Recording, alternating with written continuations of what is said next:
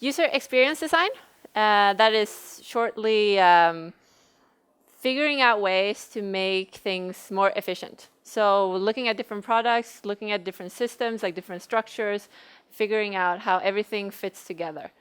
Making it more easy to use, making it simpler, making it understandable. The UI design is more what you see on the screen. So it's something that's beautiful to experience, like if the icons are like legible, if you understand what to do, etc. And proximity technology is mainly what I do for this company, Crunchfish.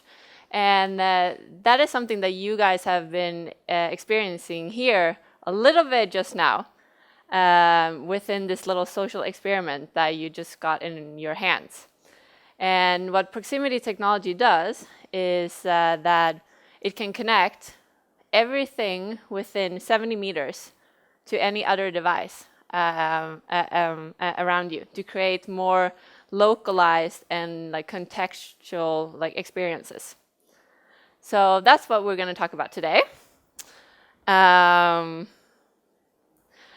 think a lot about different structures and structures and how they connect with different products.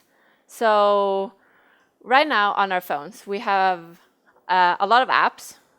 In our world today, we have a lot of objects that are made by a lot of different people in a lot of different ways, but we don't have that much thinking in how these all connect to one another. So, for instance, I read this article about applications that said that right now apps are really important, but if you look in the future, it's not the apps themselves that's going to be the most interesting thing. It's going to be whatever systems that we use to connect these things to each other. So 2 weekends ago, I went to a Uber hackathon. And Uber is an app, but now they're trying to create this infrastructure empire where they want to connect other apps to their app in order to control that whole hub. And there's a lot of interesting like synergies that can happen there. You can look at the Internet of Things, where you see a lot of objects right now becoming smart. So this could be smart, like this pillow here could communicate something to you. The one that you're sitting on right now, maybe it can sense that you are feeling stressed and it can maybe vibrate somehow or like heat up or just make you feel more comfortable in itself. That pillow can also communicate to something else, whether it be, like, I don't know, like your bed or whatnot. But that's an interesting space. And so you see now all these IoT hubs popping up. Your phone itself could actually be considered a smart device, where each phone can communicate out a message to everyone else around you. And that's what you've been doing here with your social experiment. So if everyone takes up their phone, and I assume everyone has the app on it. Yep. If you click refresh, because you have the version with the manual refresh, then you can automatically here see everyone who's in the room. And given that this is the Facebook profile, maybe I'm the only one who has my company attached. Oh no, Martin has that as well. You can see who is here. And this can be anything. Like right now, these are the individuals in the room, but this could also be connected to companies, to whatever it might be. And so if I ask you a question now, I want you to write where you get most of your interesting news from in the Think Out Loud box. And it can just be the first thing that comes to mind. And now you can see here what everyone says. I can see Michaela says social media. Madeline says TED. Leo, Instagram. Emily, Omni. Martin also says Omni. Leif says TED. I say Twitter. And this, what we see here, is only stuff that everyone around us can experience. So what we do to create this, there are different little structures. So essentially, where we're going to move to is that every product around us will become smart, or most products. We have like Bosch right now, who's like implementing Bluetooth chips into everything that they do. And we have a lot of different apps that's starting to communicate with one another. So there's going to be a lot of interesting synergies happening right here where you can, the pillow could become smart if you integrate a chip into it. So I don't know if the pillow was the best example, but it could be. Like, you see a lot of devices right now where you can put it to track your sleep behavior, and that it can sense when you want to wake up and start tracking data on you in that way. Yeah. What was I going to say? Yeah, so with the iBeacons, and so what they're doing right now is that they're taking these little beacons.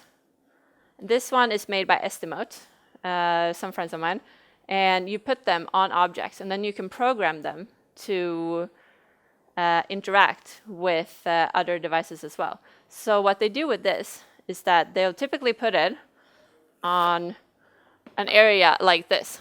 So when I walk into here, this beacon can sense that I am here as well. So this will communicate to my phone and then maybe send me a message. So when I walk in here, I can get on my phone that says, "Hi, Elinor, there are 8 people here right now. Great to meet you. Like, these are their profiles, this is what they do, and this is how you may be able to connect." They put these also in like fridges, where it can sense, now you're running out of milk, and then connect that to like a Fresh Direct that will come, deliver food, or maybe it's connected to like Linas Matkasse. What they're also doing with this right now is interesting with Airbnb, where now, if you're renting out your house, this can know what you need to restock before people come into your to your apartment. So people are starting to think about creative ways to connect things. Essentially, what Estimote wants to do, it's not to sell these little devices, but they want to create this operating system that can connect everything to like the products that they have. So again, it's back to that you really want to look to the whole system and the whole structure.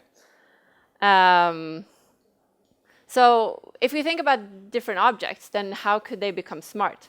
And that's where the marketing becomes interesting, because once you have things that are smart within context, that are living with their users, you can get all these data that you can analyze and then figure out how people live their lives and when and where you can target the people. So what have you done this morning before coming here?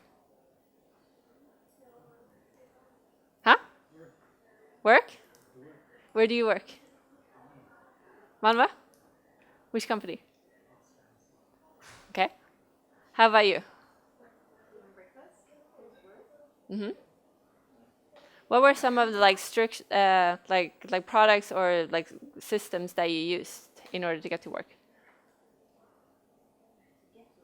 Yeah. You walked, yeah? Yeah? What apps did you use on your cell phone? Mm-hmm. So Facebook right now, they are creating something called Chatbots. How many people are familiar with the Chatbots in here? A few people. So what that is we can actually all try it. If we go into Facebook and then you pick a friend who you think is nice, that wouldn't mind doing this experiment with you, and you type in daily cute. You do an @ sign, so snabel-a, and write daily cute. And you're going to see that you will send something that's generated from a daily base that's supposed... How do you spell it? Daily? Yeah. So D-A... Cute? C-U-T-E. Oh, yeah, cute. Yeah. So this is one, and maybe you also get... Send it to a different directory, or you... No? Just send it to anyone. Just send a message, then comes back with an answer. Yeah. And you can also...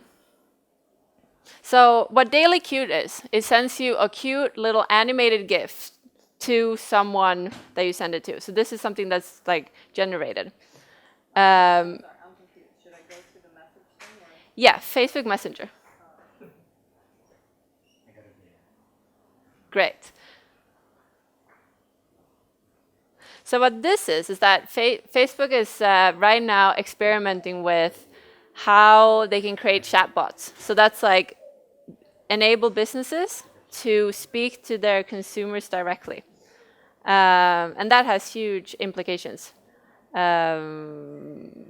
Because now...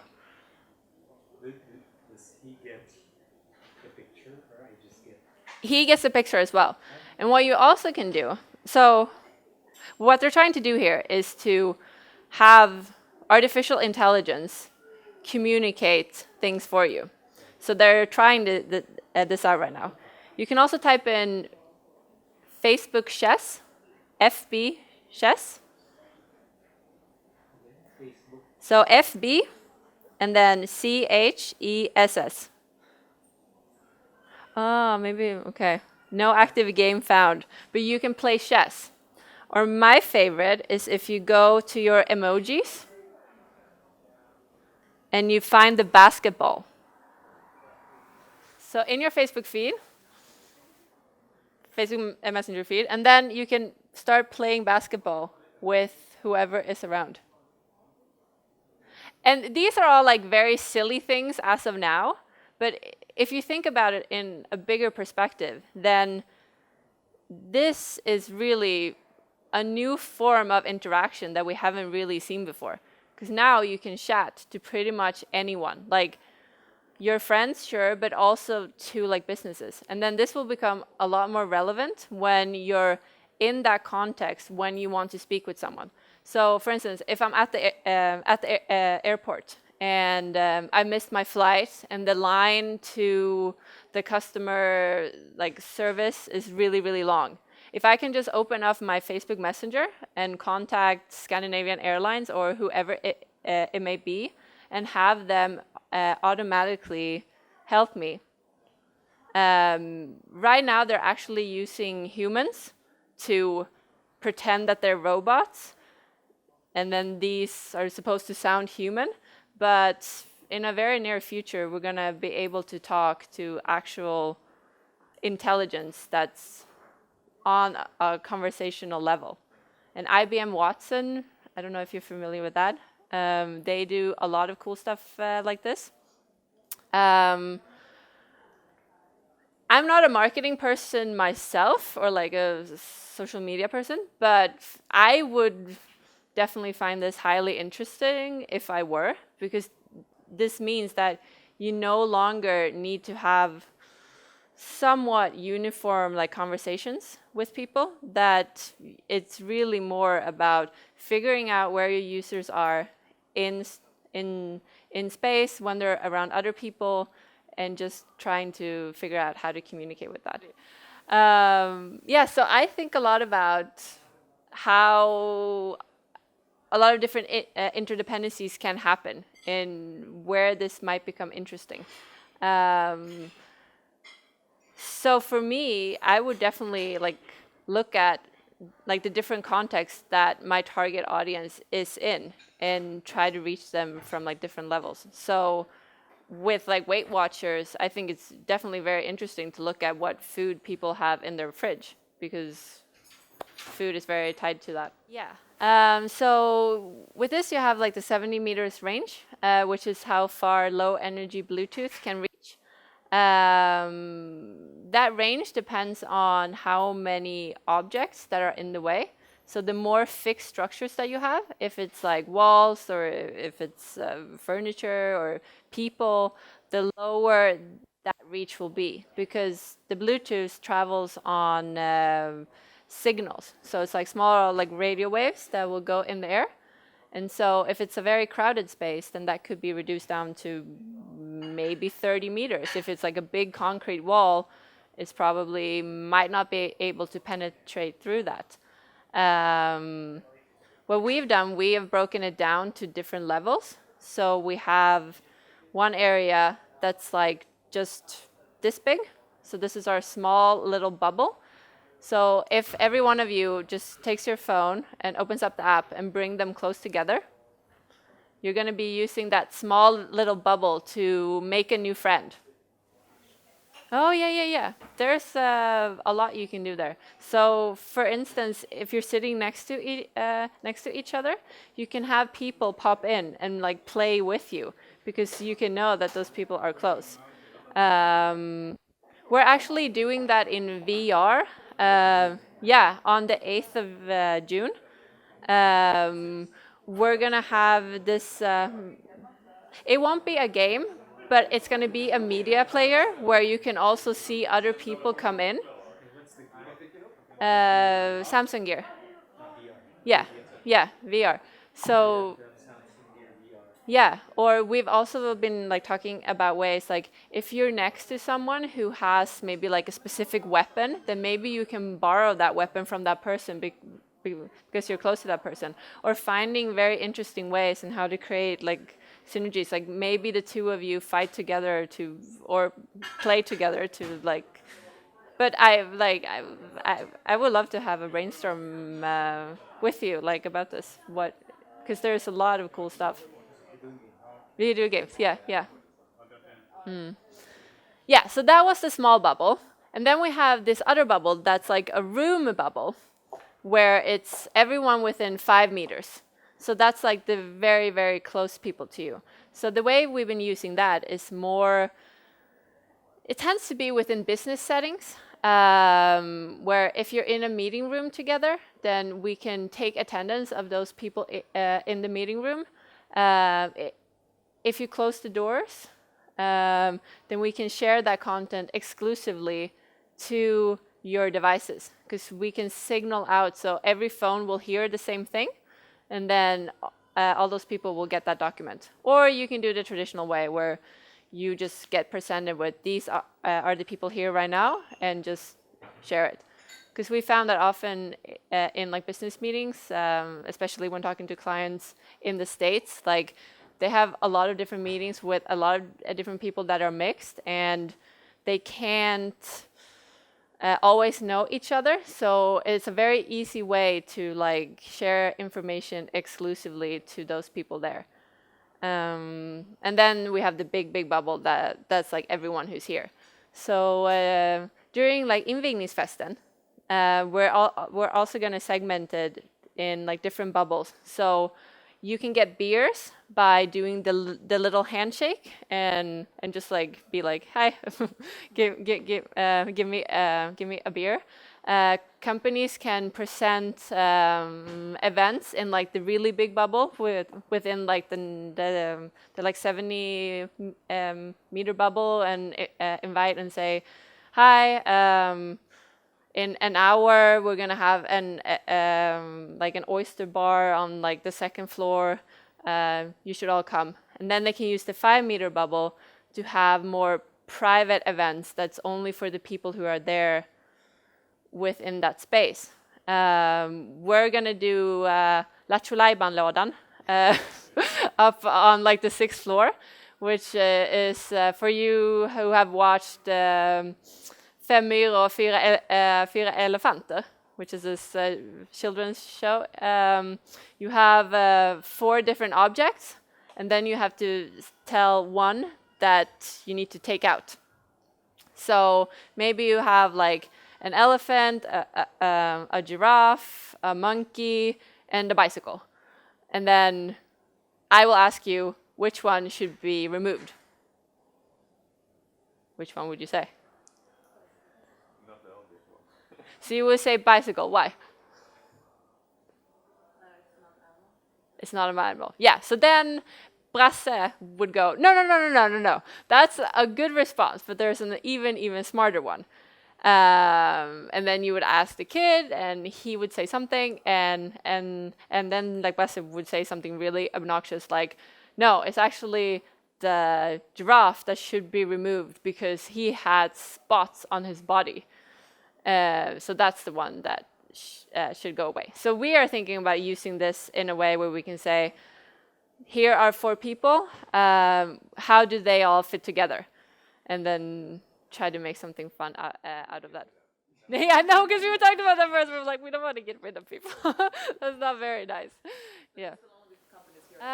It's very funny that we actually even have to use like location services, because the Bluetooth is not within the location services, but Apple bundles it as such, because we don't look at your geographic like location at all. We look at your relative distance from someone else.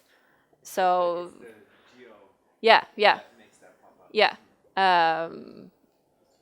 Yeah, so that's the case. But going back to your question, what you can do, you can actually connect different apps to one another, because this only runs on user IDs. So each person here will be like a user ID, and those you can send across apps. With an iOS, I don't think so, because they're very restrictive about user privacy and such. On Android, you can probably do a few hackathons like that. It becomes tricky then, because it really starts getting into your own private use as a user. And that's why you don't want to have those all those individual apps, because then your phone is also going to be cluttered with like a million apps for like a million different products. Like now you see H&M has an app, and like Starbucks has an app, and like everyone has an app. But yeah, so yeah, Google right now is working on something called physical web. So they're using Google Chrome to do this iBeacon like technology, or using their Eddystone, in fact, and they use it to like be able to pay for like the parking meter and as such. But what happens then is that they take you from an app, you go into the Google Chrome browser, and then go back again. So in a way, that is like a first step by Google to actually implement it into the operating system. So they're trying that out right now and how it works. Google also released something called Hands-Free, which is a payment app that you can use to pay for goods. So you can leave your phone in your pocket and just walk up to like a counter and then pin in your PIN code, and then the person on the other side can see your face and like verify that it's you, and then you can walk away. So that's also using that like proximity technology. Yeah, or change the phrase. But it really is an interesting space where there's going to be a lot of stuff happening. If you can walk into maybe a bus and you can pay for your bus just by walking into it, then maybe that wouldn't be as creepy, or it would actually be very convenient for you. I actually saw someone who implemented like a microchip into his hand, and he was walking around paying for things with his hand. Also because he wanted to be the first person paying for things with his hand. But I mean, that's also like a form of very like contextual like proximity like interactions. That's gonna happen. Yeah. Yeah. I mean, if you think of money, like money is just tokens that we've arbitrarily said this has value. So, I mean, Bitcoin is like one example that is just arbitrary stuff that's. What I think is interesting about the payments is that right now we think of payments as, handing over money to someone, getting an object back.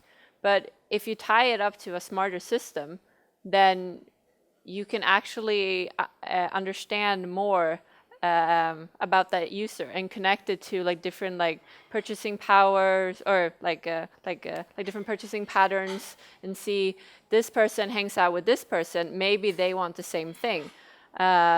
See where they hang out, and you can create more synergies like that. And I think Starbucks is a great example of that, where they have been really successful with their app, where you can pre-order and then you walk into the Starbucks and you can have your coffee delivered to you because they know when you are approaching. And so you don't have to wait in line. You can just go up there, grab it, and then they will track the data of like what you buy and then give you better suggestions in the future. So there's more interesting there. Yeah.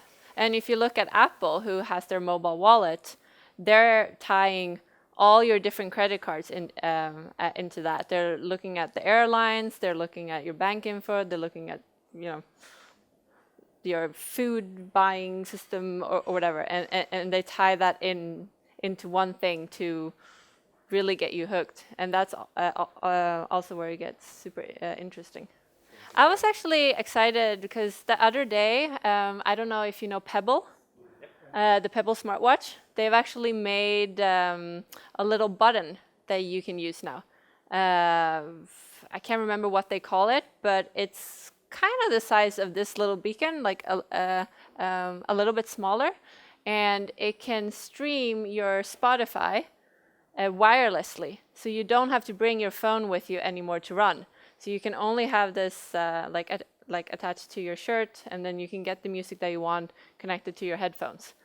So I definitely think we're going to see a lot more products like that. You also have Flickr, which is this little button that you can tap once, you can tap it twice, you can turn it, you can hold it in, and then you can tie that to specific functions, depending on if you want one tap to be call my boyfriend, two taps to be order pizza, or whatever it might be. So it's just looking at it from like simpler functions that don't require as much of an interface. And then again, with these like microchips, like I seriously do think people are going to start putting them into their bodies. Yeah. What do you call it? A beacon?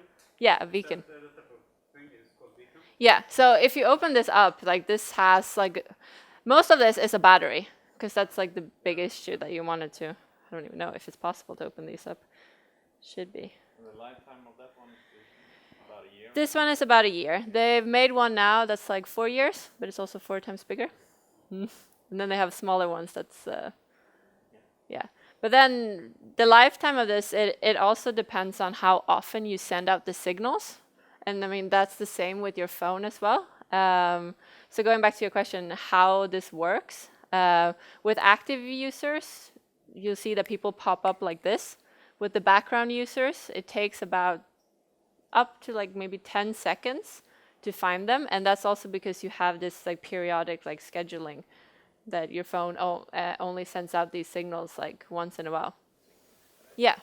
So what we have done is that we don't use these beacons. We use the beacon that you have on your phone, and then we communicate phone to phone. Thank you guys for being here.